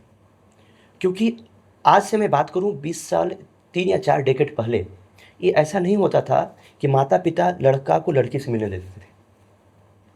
हो सकता है एक बार जाके देख ले बस, उसमें फ़ोन नहीं था, कुछ भी नहीं था। एक शादी एक क्या है, कल्चर है, एक हमारा संस्कृति है, एक कोई ऐसा वस्तु नहीं है जो समाज का सबसे घृणित चीज़ है। लेकिन आज समाज को सबसे घृणित अवस्था बना दी है, जिससे समाज का आज इतना स्थिति है। भारत एक संस्कृति देश है जिसकी गुणगान पूरा विश्व जानता है और विश्व करता भी है। सांस्कृतिक अपनी सभ्यता के लिए भारत जाना जाता है। भारत टेक्नोलॉजी के लिए नहीं जाना जाता है। बिल्कुल। आज इस संस्कृति कल्चर को बचाना किसका काम है? यहाँ का यूथ का। लेकिन वेस्टर्न सिविलाइजेशन ने डेटिंग के बाद आज लिविंग लाइफ इतना हो चुका है कि आज जेन जी है कंप्लीटली डरा हुआ है मैरिज को लेके कि कहीं फ्यूचर में जिस लड़की के साथ छोड़ न दे। क्यों? क्योंकि इसके पहले जिसके साथ संबंध किया छोड़ के चली गई, उसके बाद ऐसा हुआ वैसा हुआ। तो इस वैदिक इसको कंप्लीटली प्रोहिबिटेट करता है। वैदिक लाइफ है नहीं। आज मंदिर में जाइए, मंदिर में आप गए हैं भगवान के दर्शन करने के लिए। आज मंदिर में, हम इस्कॉन मंदिर में देखता हूँ लड़का लड़की ऐसे ड्रेस में मंदिर में आए हैं। हमको तो शर्म आता है कि आप भारत जैसे देश में और मंदिर के अंदर आए हैं। आप एक सभ्य समाज के एक हिस्सा हैं और आपका क्या पहनावा है इस तरह से होना चाहिए मंदिर में आकर। क्या ये पहनावा ओढ़ावा बंद नहीं होना चाहिए? इस्कॉन या फिर ऐसी जो भी संस्था है, मंदिर है, जो इसका कमेटी होता है, इसको बैन करना चाहिए? इस पर आपका क्या विचार है? देखिए, सबसे बड़ी चीज़ क्या है, अगर हम हमारा मकसद क्या है, लोगों को भगवान से जोड़ना। शिला प्रभुपाद जी जब वेस्ट में मंदिर बनाए, वहाँ पे लोग किस प्रकार से कपड़ा पहनते जानते हैं, लेकिन वो लोग उस तरह से आकर उन्होंने भक्त बन गए। तो आज हमारा अगर हम बैन भी कर देंगे तो क्या हो जाएंगे, ऐसे लोग को भगवान के ऊपर कृपा होने वाला तो वो भी नहीं अब होगा। एटलीस्ट कम से कम आके एक बार तो प्रसाद करे, दर्शन करने, उसको चेतना बदलेगा। तो नेक्स्ट पॉइंट था लस्ट और लव। तो हमारे प्रभु जी ने बहुत सुंदर तरीके से बताया है कि लस्ट क्या है, लव होता है। इसके पहले 2 पॉइंट से पहले कि सबसे महत्वपूर्ण चीज़ क्या है, जो लव है इस भौतिक जगत में नहीं हो सकता है। लव जो होता है वो निस्वार्थ होता है। लव की बात करूं तो गोपियां ने भगवान से निस्वार्थ रूप से प्रेम किया। तभी तो भगवान बोल रहे हैं कि मैं गोपियों की जो कर्जा है उसको चुका नहीं सकता हूं मैं। कि जब भगवान उनको बुलाते थे तो जिस अवस्था में वो घर पे रहते थे छोड़ के चले जाते थे, उसके बदले कुछ नहीं मांगते थे। तो लव का डिफिनेशन क्या है कि अगर आप किसी से प्रेम कर रहे हैं तो उसके बदले में आप कुछ नहीं मांगेंगे। अगर कुछ आप मांग रहे हैं उसके मतलब क्या है, लस्ट है। आज भौतिक जगत में क्या है, आप मेरे को सेटिस्फाइड करो, वो मेरे को सेटिस्फाइड करे, और सेटिस्फैक्शन में कुछ बाधा बने तो मैं बिल्कुल तोड़ दूंगा। तो क्या लव और लस्ट दोनों एक दूसरे के पूरक नहीं है? पूरक है, बिल्कुल पूरक है, बिल्कुल पूरक है। लस्ट, देखिए लव क्या है और लस्ट क्या है। लस्ट अपना सेटिस्फैक्शन, लव उसका सेटिस्फैक्शन है। तो लेकिन आज अपोजिट हो गया ना, अपोजिट है। आज पूरक कैसे हुआ ये? नहीं, दोनों अपोजिट है। हाँ, दोनों अपोजिट है। ठीक है। तो एक इंसान किसी से प्रेम कर रहा है या कर रही है, ठीक है, वो उसके लिए कुछ भी स्थिति आ जाए वो छोड़े ना। लेकिन आज ऐसा होता है क्या? आज ऐसा नहीं होता। आज देखिए कितने आईएएस ऑफिसर, कुछ दिन पहले हम न्यूज़ सुने थे, एक व्यक्ति था पढ़ा लिखा के अपनी पत्नी को आईएएस बनाया और आईएएस बनने के बाद उसको छोड़ दिया और फिर वो केस चला काफी लंबा। बिल्कुल। क्यों छोड़ दिया, क्यों आया? अगर वो, मैं किसी चीज़ को यहाँ पे एक्सप्लेन नहीं करना चाहता हूँ। अगर प्रेम होता, एक शादी एक बंधन है, तो उसको उस स्थिति में रहना चाहिए। बिल्कुल। तो मतलब ये तो एक बेसिकली ये हुआ ना, कल्चर ही हमारा खराब होता जा रहा है। हाँ, ये कल्चर खराब होता जा रहा है। अगर कल्चर, अगर रूट ही जड़ से जब खराब होगा, चीज़ें सारी खराब होंगी। बिल्कुल प्रभु जी। एक्चुअली क्या है कि इसको, जैसे प्रभु जी ने गोपियों का संदर्भ लिया, उसमें भी एक और भी संदर्भ आता है। जब देखिए, जो लव है, जो प्रेम है, निस्वार्थ है। कोई उसके एवज में कुछ ना रिटर्न में आपको चाहिए नहीं, वही ना ट्रू लव है। और जो शास्त्र बोलता है कि जो शब्द प्रेम है वो रिजर्व है भगवान के लिए और किसी के लिए है ही नहीं। इस भौतिक संसार में, इस कलयुग में तो है ही नहीं प्रेम। दूसरा चीज, इसको समझने का हमेशा रेफरेंस मैं लेता हूँ। रेफरेंस इसलिए मैं लेता हूँ, मैं आपको बताऊँ, इसको भी मैं थोड़ा सा हमें समझ लेना चाहिए कि जैसे एक बच्चा है, उसको कौन बताता है कि उसके पिता कौन है? उसकी माँ बताती है कि ये तुम्हारे पिता है, ये तुम्हारे पिता है, तुम्हारे, कंटिन्यूसली बोलती है। सुबह आ गए तो ये पिताजी जाओ चले जाओ, तो ये बताती है ना उसी तरीके से ना। तो बच्चा क्या जान पाता है कि अच्छा ये मेरे पिता है। उसी तरीके से हमारे शास्त्र बताते हैं कि वास्तविकता है क्या। तो अब प्रेम के संदर्भ में समझने का, जैसे प्रभु जी ने बताया, उसमें मैं थोड़ा सा पॉइंट ऐड कर रहा हूँ कि एक बार की बात है कि ना भगवान को देखिए, भगवान को कुछ नहीं हो सकता, सर्व कारण कारणम है वो, और कुछ नहीं हो सकता वो। और जैसे भगवत गीता बोलता है कि मध्यक्षणा प्रकृति है, पूरा प्रकृति ही ना वो उनके अध्यक्षण में कार्य कर रही है ना, वही कंट्रोल कर रहे हैं, तो उनको क्या हो सकता है ना। परंतु दूसरे को ना सेवा प्रदान करने के लिए ना भगवान ना जीवात्मा को ना एंगेज करते हैं, सेवाओं में लगाते हैं। तो ऐसे ही भगवान को ना सरदर्द हुआ, तो नारद मुनि ना उसी ना संदेश को लेके ना गोपियों के पास पहुँचे, गोपियाँ के पास पहुँचे। तो उन्होंने सबसे ट्राई किया, उन्होंने, किसी ने उसका सॉल्यूशन नहीं दिया। उसका सॉल्यूशन क्या था कि आप अपने चरण का रस दे दीजिए, भगवान सर पे लगाएंगे, ठीक हो जाएगा। तो किसी ने नहीं दिया, क्योंकि हम अगर दे देते हैं तो हमको ये बिल्कुल निकृष्ट स्थान प्राप्त होगा, तो हम नहीं चाहते हैं। देखिए यहाँ पर क्या था। तो नेक्स्ट जब नारद मुनि गोपियों के पास पहुंचे, तो गोपियाँ ये सुनते ही हृदय में उनके जो भगवान के प्रति प्रेम था, उसके लिए क्या किया, उन्होंने तुरंत चरण रस दिए और बोले कि ये उन भगवान को लगाइए। तो नारद मुनि वहां बोल रहे हैं, तुमको पता है कि ये जो दे रहे हो इससे तुमको क्या प्राप्त होगा? बोला तो कोई बात नहीं। तो वहां पर देखिए निस्वार्थ था, क्योंकि हमारे जो स्वामी है ना, वो ना उनको मैं खुशी कुछ दे सकूं, है ना। तो प्रेम ये है ना, प्रेम ये है। और लस्ट जस्ट ऑपोजिट है कि ना हम किसी के लिए कुछ कर रहे हैं तो उसके रिटर्न में मुझे कुछ चाहिए। इससे मैं जोड़ना चाहूँगा, आज के डेट में भजन क्लबिंग चल रहा है, उस पर आप लोगों का क्या विचार है? देखिए इज सबसे it good for this generation, for culture? देखिए सबसे बड़ी चीज़ क्या है, भजन क्लब एक समय के हिसाब से एक परिवर्तनशील चीज़ है। यहाँ पे दो चीज़ देखिए, इसका बेनिफिट भी है, लॉस भी है। जो हमारा ट्रेडिशन चीज़ है उससे विलुप्त होकर हमने क्या किया, भजन क्लब स्टार्ट किया। बिल्कुल।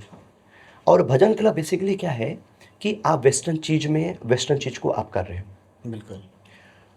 आप देखो, आप क्या हो, एक इंसान हो, और आप उस इंसान से पहले आप एक भारतीय हो।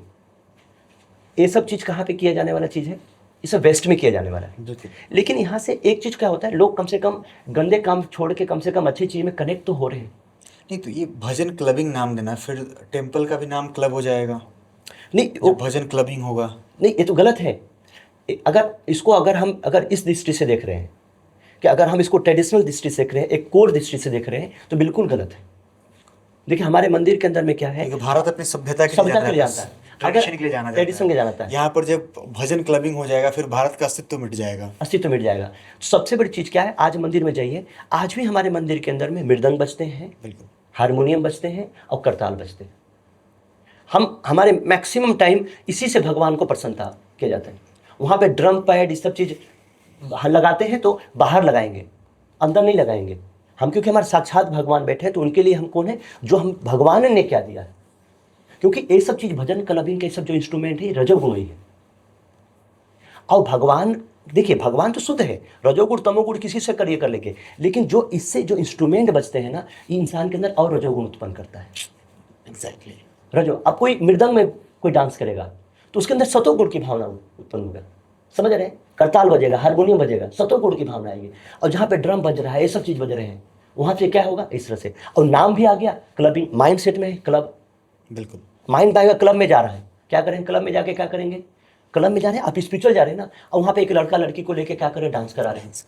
रील्स वाली स्पिरिचुअलिटी जो है वो रियल है या टेम्परेरी है?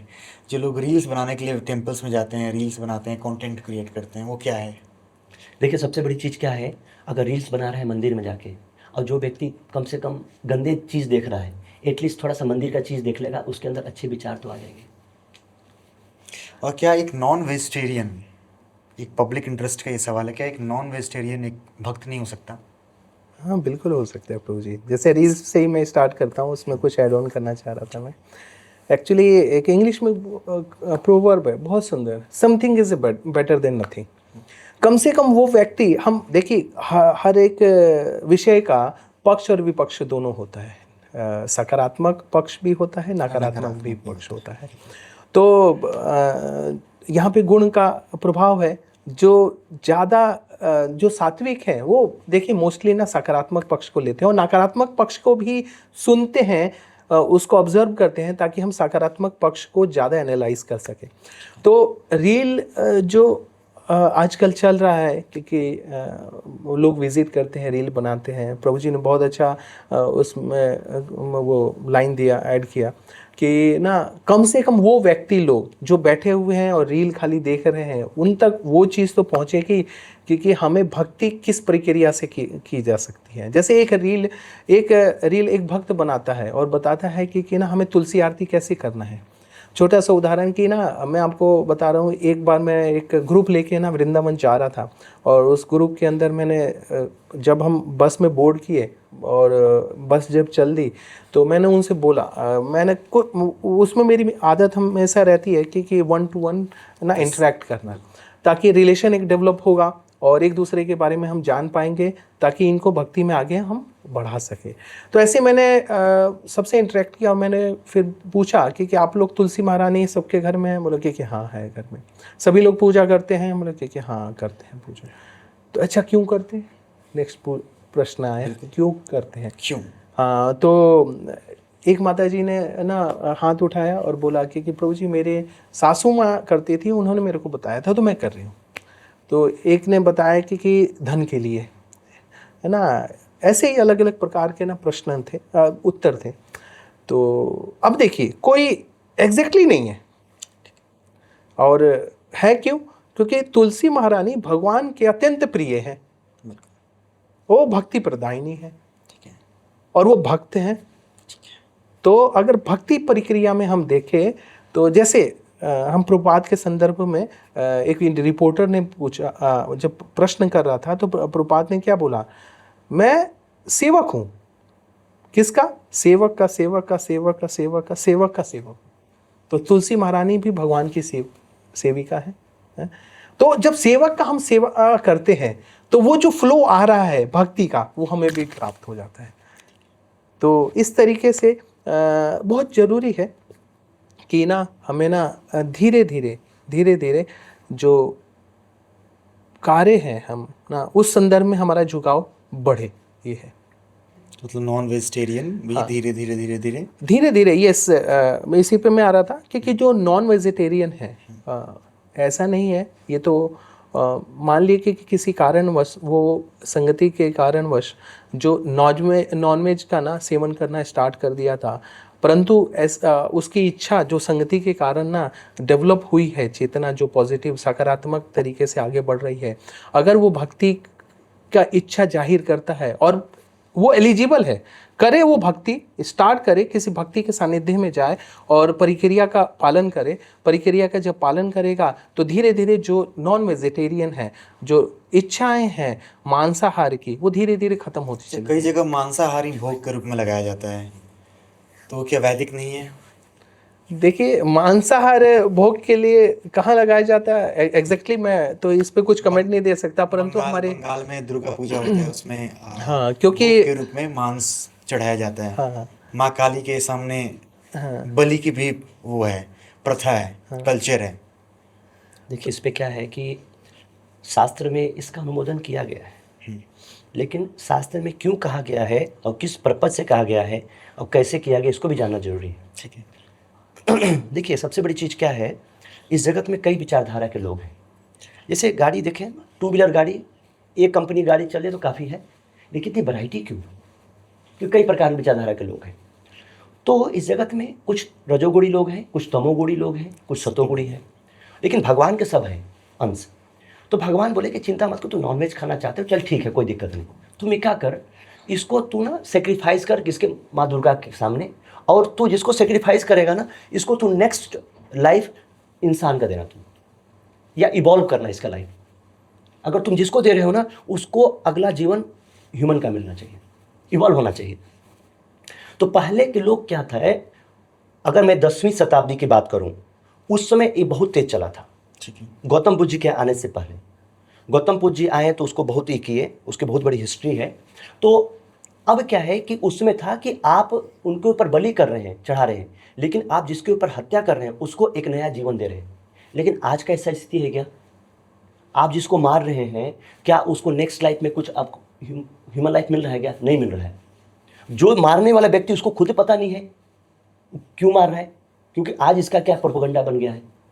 क्यों बन गया है? एक तो मांस खाने को मिलेगा, दूसरी बात है उसको करेगा तो माँ दुर्गा सेटिस्फाइड होंगी।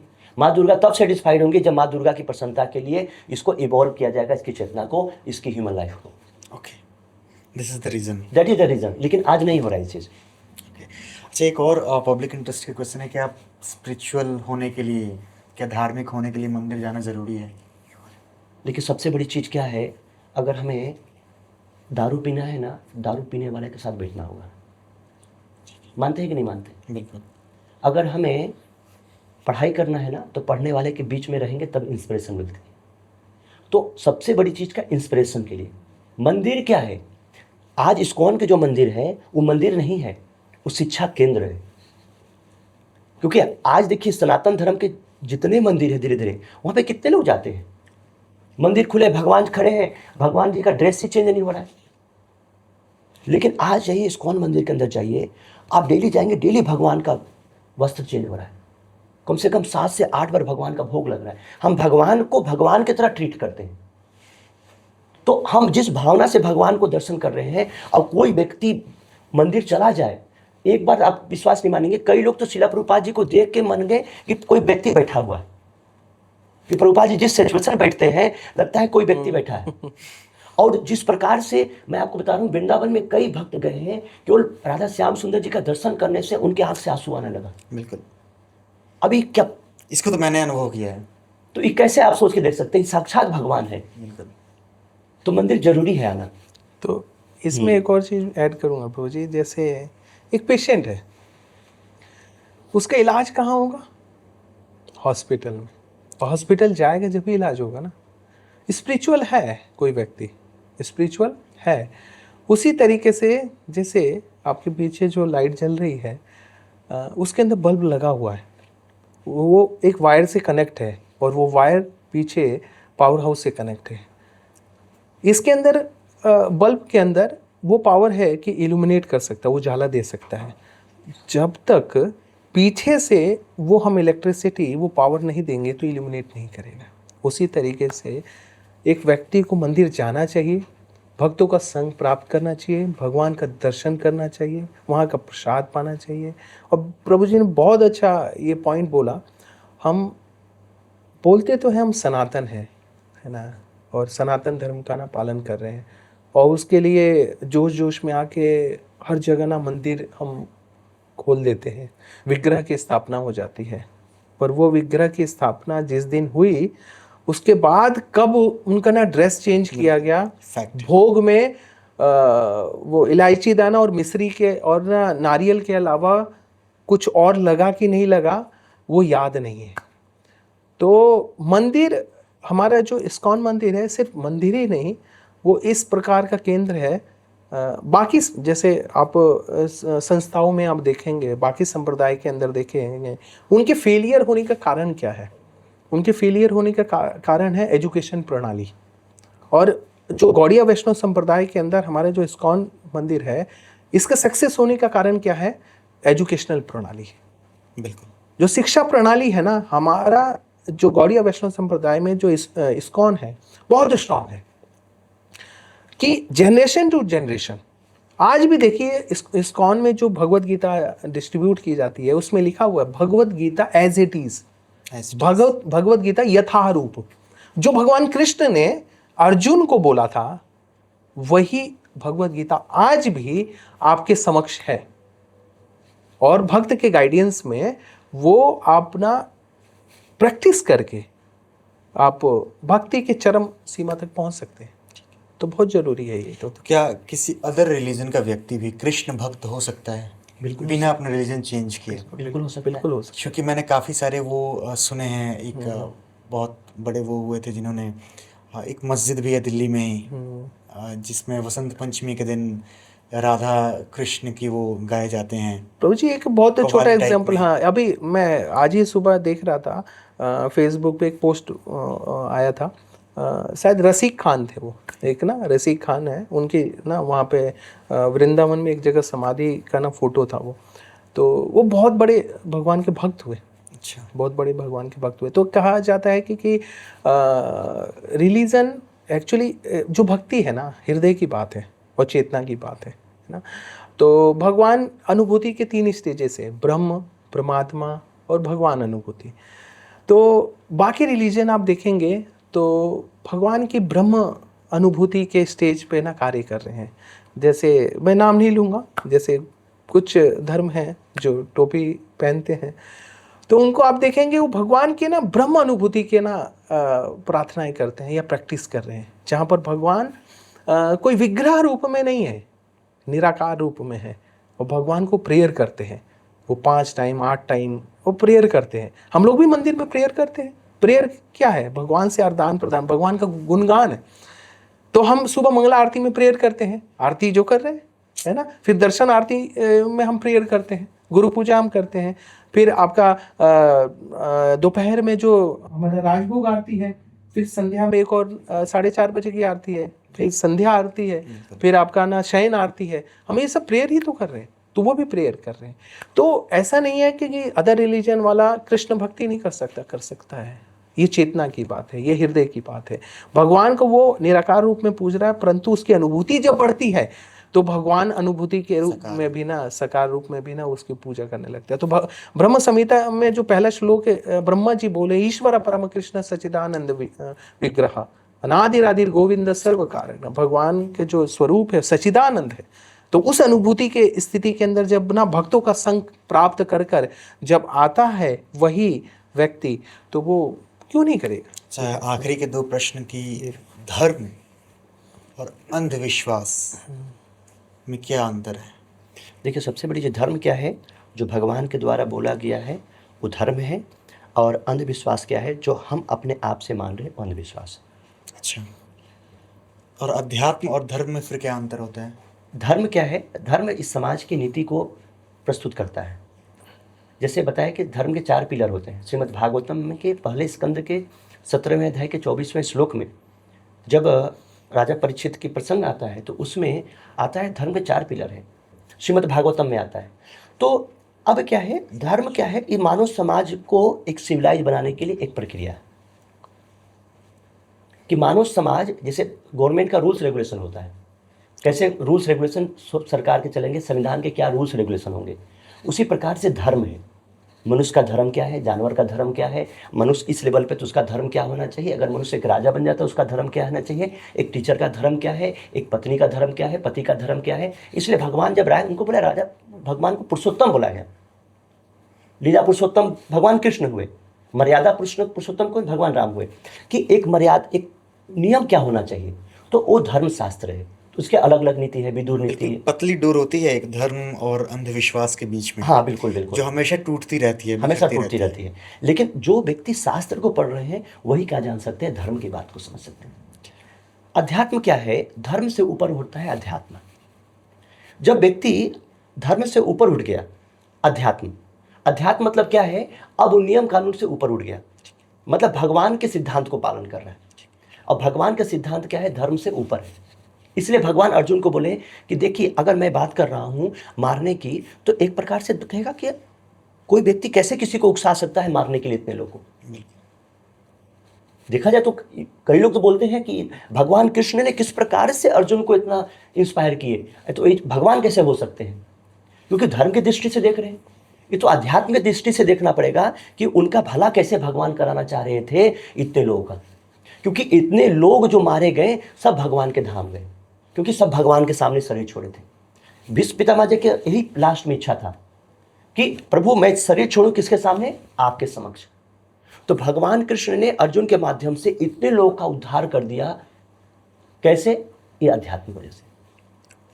ठीक है, मतलब क्या ऐसा भी है कि जो व्यक्ति आध्यात्मिक हो सकता है लेकिन धार्मिक नहीं? देखिए, क्या पॉसिबल है? जो व्यक्ति धार्मिक हो गया स्वतः उसके अंदर अध्यात्म होगा। एक बोल सकते हैं ना, एक भक्त है अब खुश नहीं है। भक्त हमेशा खुशी रहेगा, क्या साइंस और स्पिरिचुअलिटी अपोजिट हैं या कॉम्प्लीमेंट्री? एक्चुअली प्रभु जी ये एक दूसरे के पूरक हैं, क्योंकि जो साइंस है वो बताता है ये कैसे हुआ, ठीक है। और जो स्पिरिचुअलिटी है वो बताता है क्यों हुआ। अच्छा, ये तो एक दूसरे के ही पूरक हैं। अब बस लास्ट में एक रैपिड फायर करते हैं। आप दोनों को जवाब देना है, एक एक शब्द में, 2 ही शब्द होगा उसमें, ठीक है? पीस या पैसा? पीस। पीस। लव मैरिज या अरेंज मैरिज? इसमें तो आप अपना विचार दे सकते हैं। Arrange marriage. Arrange marriage. ठीक है। टेम्पल मॉर्निंग या लेट नाइट? क्योंकि आप ये लाइक यूथ पर्सपेक्टिव से भी बोल सकते हैं, टेम्पल मॉर्निंग इज प्रेफरेबल और late night? Morning. Temple morning. Success या सेटिस्फेक्शन, जो कि हम पहले बात भी कर चुके हैं। सेटिस्फैक्शन। सक्सेस या सेटिस्फेक्शन? सेटिस्फेक्शन है। ठीक है। आप दोनों अपने जीवन से रिलेट करके या जैसे भी एक ऑब्जर्वेशन के साथ यूथ को, जेंजी को, कैमरा को देखते हुए एक एक एडवाइस, अब पहले आप फिर आप।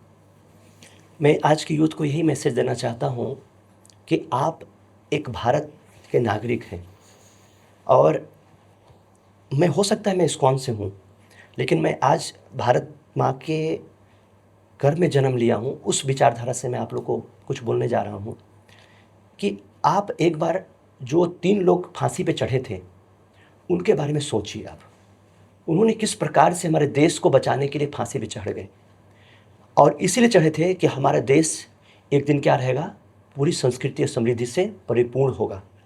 तो आज का जो भारत अगर अपनी वेस्टर्न सिविलाइजेशन को छोड़ रहा है, पकड़ रहा है, और भारत संस्कृति से रिजेक्ट हो रहा है, इससे हमें कंप्लीट बचना होगा। और हमें एक चीज़ प्रण लेना होगा कि अपनी संस्कृति को प्रोटेक्ट करना हमारा भारत के एक एक यूथ का रिस्पॉन्सिबिलिटी है। इसलिए हमें क्या होना चाहिए, धर्मपरायण होना चाहिए। तो बहुत ज़रूरी है, जैसे कि प्रभु जी ने बताया कि यूथ, जैसे मैं एग्जांपल लूँगा, कोरोना के समय में पूरे वर्ल्ड वाइड अगर देखा जाए तो उस समय जो पॉपुलेशन यूथ की इंडिया में सबसे ज़्यादा थी, और अभी भी है, और रेस्ट ऑफ द वर्ल्ड के अंदर जो पॉपुलेशन यूथ की बहुत कम थी, जिसके वजह से वो वहाँ का जो पॉपुलेशन है बहुत सफ़र किया था। हम लोग सरवाइव भी किए उस समय, और आज हम अपना प्रेजेंस बनाए हुए हैं पूरा वर्ल्ड वाइड। पूरा वर्ल्ड हमको देख भी रहा है। वो किस लिए? हमारे सभ्यता के कारण ये है। और राम राज्य, हमेशा हम ना राम राज्य की बात करते हैं, तो यूथ के लिए स्पेशली ये मैसेज है जो हमने भी एक्सपीरियंस किया है। राम राज्य हमारे शरीर से नहीं, हमारी चेतना से आएगा। तो जो भी आपके पास जो समय है उसको बहुत बेटर वे में आप लगाइए, और एक आधार दीजिए, एक हायर टेस्ट के लिए कार्य कीजिए। और हायर टेस्ट हमेशा आपको अपनी सभ्यता से मिलेगा, और वो आपके आध्यात्मिक जीवन से मिलेगा, ताकि आप जो सक्सेस की बात हम कर रहे थे, वास्तविक में उद्देश्य जो होगा लाइफ का, वो सक्सेसफुल होगा और पर्पस डिफाइंड होगा। तो ये है। थैंक्स वेरी मच प्रभु जी, आप दोनों का। आप लोग आए, हरे कृष्णा, बहुत अच्छा लगा। Thank you. Thank you. Hare Krishna.